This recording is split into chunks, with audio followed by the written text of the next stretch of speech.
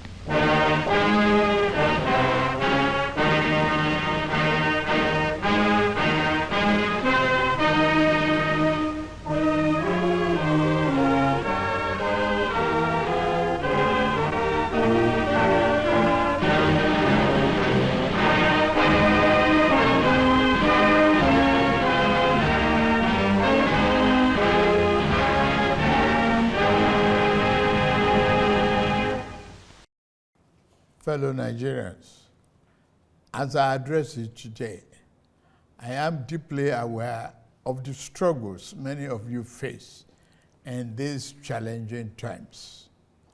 Our administration knows that many of you struggle with rising costs and the search for meaningful employment. I want to assure you that your voices are heard. As your president, I assure you that we are committed to finding sustainable solutions to alleviate the suffering of our citizens. Once again, I plead for your patience as the reforms we are implementing show positive signs, and we are beginning to see the light at the end of the tunnel. Exactly 64 years ago, our founding fathers chose democracy as a form of government and launched the dream of a great country that would lead the rest of Africa out of poverty, ignorance, and underdevelopment. A beacon of hope for the rest of Africa and the world. Over 6 decades later, we can look back and Nigerians worldwide can see how well we have succeeded in realizing the lofty dream of our founding fathers. The world is witnessing and benefiting from the can-do spirit of Nigerian people, our massive intellectual capacity, and our enterprise and industry in all vocations, from art to science, technology to infrastructure. The dreams that our founding fathers envisaged are still work in progress. Every day, we put our hands on the plow, determined to do a better job of it. While it is tempting to focus on what has been left undone and where we have stumbled as a nation, we must never lose sight of how far we have come in forging and holding our country together. Since independence, our nation has survived many crises and upheavals that led to the dissolution and disintegration of many other nations worldwide. 6 years after independence, our country descended into a political crisis that led to a bitter and avoidable civil war. Since returning from the brink of that darkest moment, we have learned to embrace our diversity and manage our differences better as we continue to work towards engendering a more perfect union. Despite the many challenges that buffeted our country, we remain a strong, united, and viable sovereign nation. Dear compatriots, our independence anniversary gave us another chance to reflect on how far we have gone in our journey to nation building and to renew our commitment to building a better nation that will serve present and future generations of Nigerians.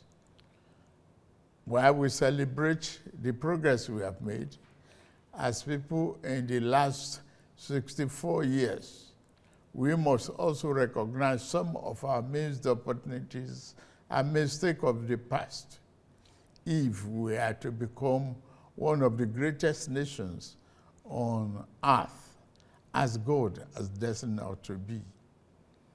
Our mistake must not be follow into the future.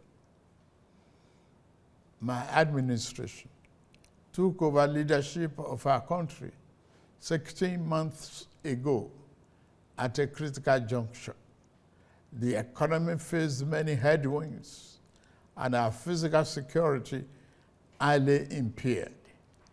We found ourselves at a distant crossroad where we must choose between two paths: reform for progress and prosperity, or carry on the business as usual and collapse.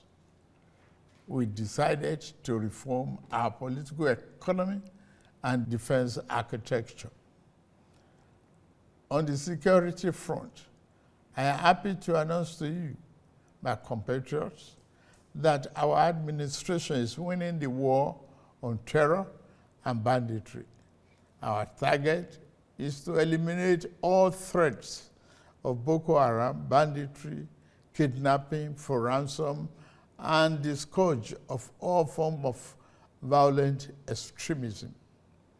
Within 1 year, our government has eliminated many Boko Haram and bandit commanders faster than ever. As of the last count, over 300 Boko Haram and bandit commanders have been eliminated by our gallant troops in the northeast, northwest, and some other part of the country. We have restored peace to hundreds of communities in the north, and thousands of our people have been able to return home. It is an unfinished business, I agree, which our security agencies are committed to ending as quickly as possible.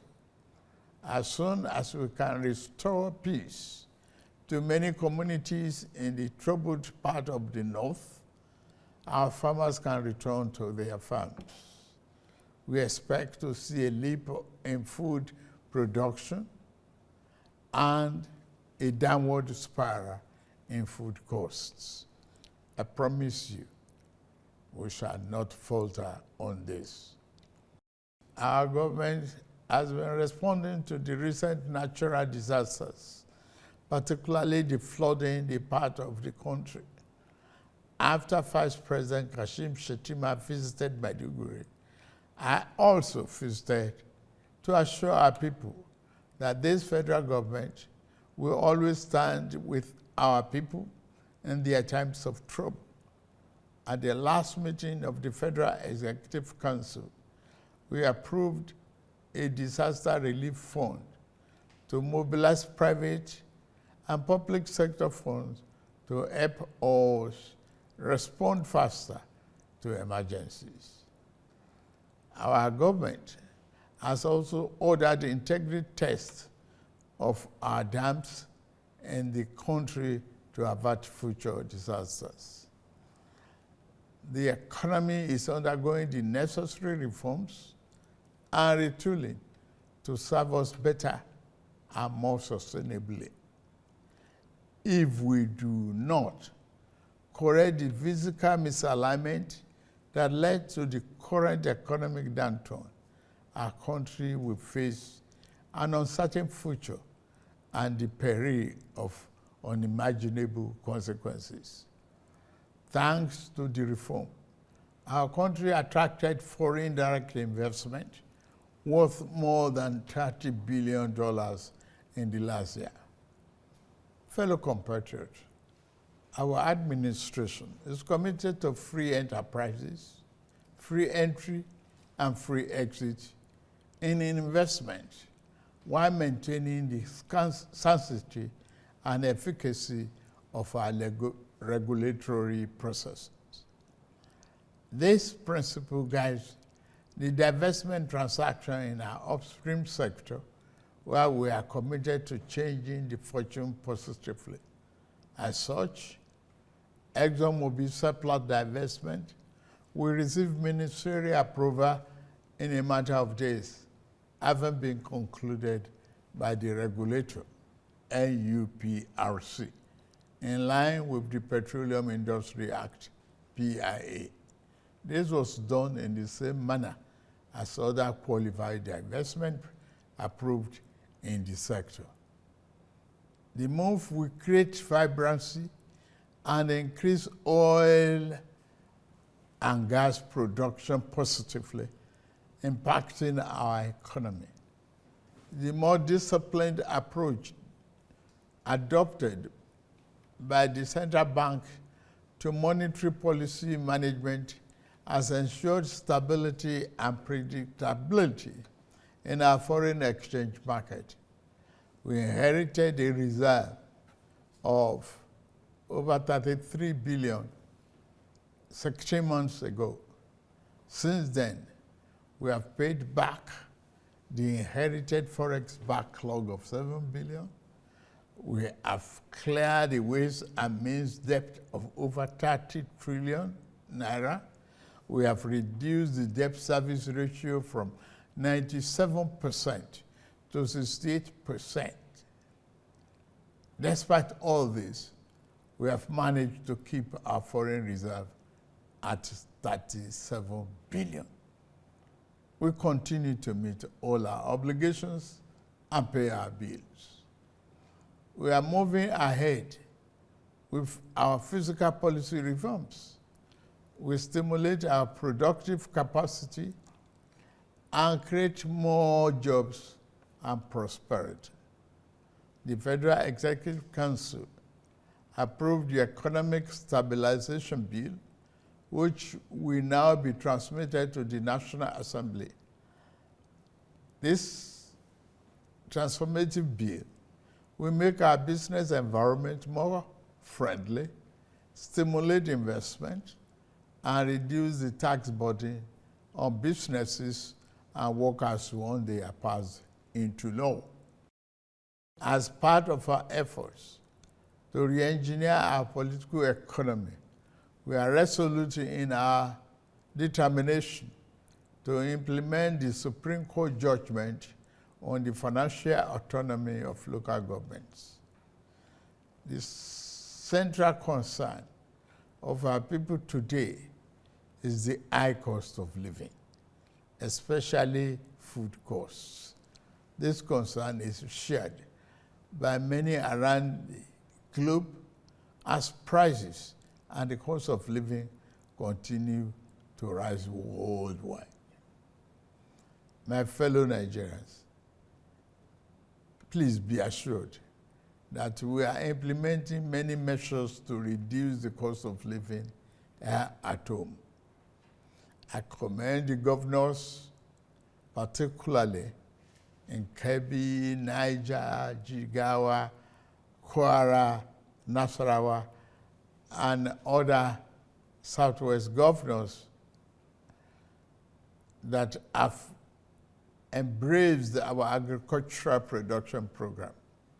I urge other states to join the federal government in investing in mechanized farming. We are playing our part by supplying fertilizer and making tractors and other farm equipment available. Last week, the Federal Executive Council approved establishing a local assembly plant for 2,000 John Deere tractors, combine harvesters, disc riders, bottom plows, and other farm equipment. The plant has a completion time of 6 months. Our energy transition program is on course. We are expanding the adoption of the presidential initiative on compressed natural gas for mass transit with private sector players. The federal government is ready to assist the 36 states and FCT in acquiring CNG buses for cheaper public transportation. Fellow Nigerians, while we are working to stabilize the economy and secure the country, we also seek to foster national unity and build social harmony and cohesion. Our economy can only thrive when there is peace. As we work to overcome the challenges of the day, we remain mindful of next generation as we seek to galvanize their creative energy towards a better future. We lead today with the future we wish to bequeath to our children in focus, recognizing that we cannot design a future that belongs to them without making them its architects. Considering this, I am pleased to announce the gathering of a national youth conference. This conference will be a platform to address the diverse challenges and opportunities confronting our young people, who constitute more than 60% of our population. It will provoke meaningful dialogue and empower our young people to participate actively in nation building by ensuring that their voices are heard in shaping the policies that impact their lives. We are creating a pathway for a brighter tomorrow. The 30-day confab will unite young people nationwide to collaboratively develop solutions to issues such as education, employment, innovation, security, and social justice. The modality of this confab and selection of delegates will be designed in close consultation with our young people through their representatives.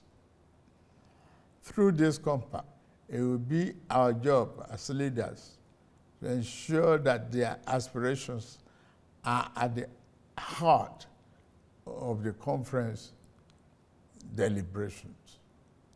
The government will thoroughly consider and implement the recommendations and outcomes from this forum as we remain resolute in our mission to build a more inclusive, prosperous, and united Nigeria.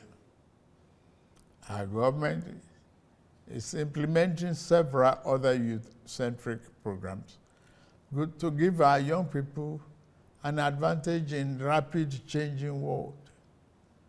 We are implementing, among others, the 3 million technical program of the Ministry of Communications, Innovation and Digital Economy, aimed at building Nigeria's technical talent backbone.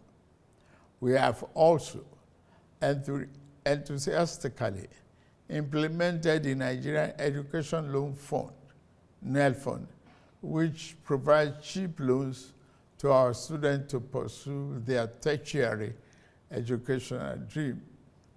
In addition, later this month, we shall launch the Renewable Hope Labor Employment and Empowerment the LEAP, it is conceived as a comprehensive suite of interventions and job creation by Federal Ministry of Labor and Employment that is aimed at facilitating the creation of 2.5 million jobs directly and indirectly on an annual incremental basis, while simultaneously ensuring the welfare and safety of workers across the country, as is the tradition.